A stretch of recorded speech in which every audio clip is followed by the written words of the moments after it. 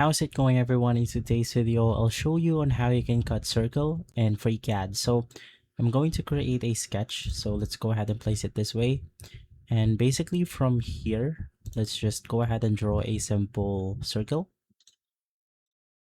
And then right after, what you want to do is to simply go ahead and cut the circle like this one. So now let's go ahead and draw our cuts by simply adding lines onto our circle. So in my case, it's going to be something like this.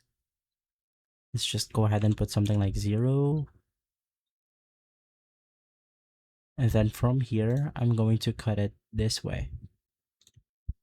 Right after, we are going to use this simple command, which is going to be the trim edges. So just click on it, and then you have two options, which is to cut the outer circle, or maybe you want to cut the inner circle right here.